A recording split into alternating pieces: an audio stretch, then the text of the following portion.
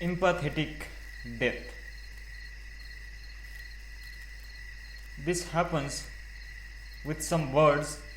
It also happens with animals and human beings. If they were a couple or were very close, when one of them dies, within 3 to 6 months, the other will also die. One reason why this happened is because in India, when people were married, their energies were bound together in a certain way. This was at a time in this country when tradition did not allow separation. At that time, people took the liberty of tying them up at the level of the energy because, anyway, the couple would not separate. These things are not to be done just like that. You may know this. In India, traditionally, women were required to wear two rings after marriage. In Tamil Nadu, it is called metti. This is because marriage was supposed to be such a huge experience for the woman that there was a possibility that she would leave the body. Usually, they were married off at the age of 8 or 10. The husband and wife would live separately and would not see each other till they were 14 or 15. During this period, while the boy was physiologically and psychologically trained and conditioned to protect this person who is dedicated to him, the girl, being more emotionally competent, was emotionally and psychologically conditioned to believe that her husband was her God. This possibility was built up in her mind. Only when she was physically mature, she was brought to the marital home. So when she comes and meets her husband, it would be such a huge experience for her that her life would explode within her. At that time, it was possible that she could slip out of the body. To prevent this, they put some metal on the girl's body in the form of metti. Wearing metal on the body always prevents such an accident. This is also done when we put people through certain types of sadhana. They are given a metal ring or bracelet or some ornament like that. They are not supposed to remove it without the permission of the Guru. This is to prevent them from accidentally slipping out of the body.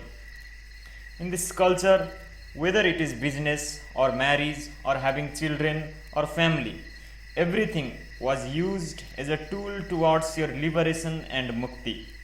Because of this, they nurtured the newly married girl and boy in such a way that for 4 to 6 years they would not have seen each other but were made to believe that when they met something very big was going to happen. So in the child's mind, this grew into such a big possibility. It is not just two bodies meeting, not just two minds and emotions meeting. They did a certain process where the marriage was two lives being merged into one. When a woman got married, she wore something called Mangal Sutra around her neck. Mangal means auspicious, Sutra means thread.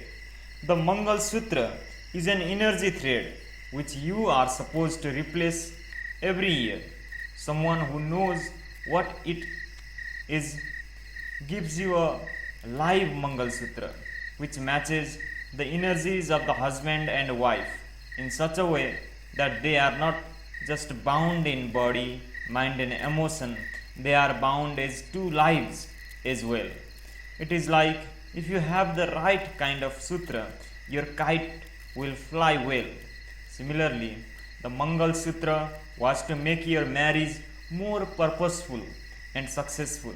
But today, people wear thick gold chains which cannot be replaced in place of the Mangal Sutra.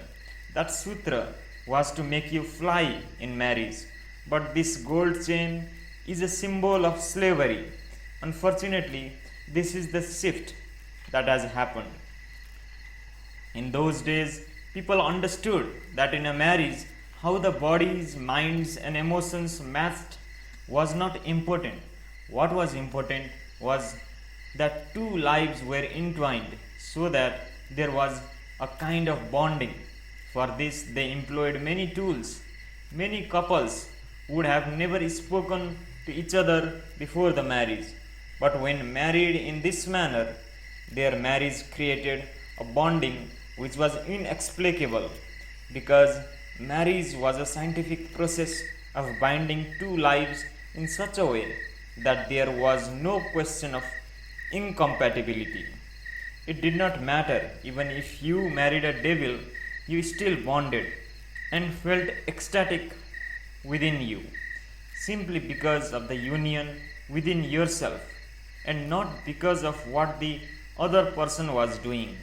When you are like this, what your husband or wife did was immaterial. Just the way you were was an explosive experience. As human experience is 100% from within, one could touch the peaks of life, irrespective of the quality of one's partner. Since marriage was done this way, when one person left, many times the other person also left in a short time after that. Today, there is a statistical evidence of a disproportionate number of spouses dying within 6 months of each other. But this is more because of the disruption of life than any other reason. Let us say a couple lives to their old age. When one of them dies, because we have all moved from living as large joint families to nuclear families, often there is no one left to care for the survivor. Now, because of this disruption in their life, the wish to die becomes very strong in them. While they were both alive, though both were ambling around, they were there for each other. When one person dies, the other person just wants to go because there is usually no other support unless they are living with the children who are very loving and taking care of them. One life following another in death is not necessarily because of loss of companionship or emotional debacle. Two lives that lived in tandem, that were tied together energetically, tend to dismantle in response. This does not happen at the level of thought, it is deeper than that.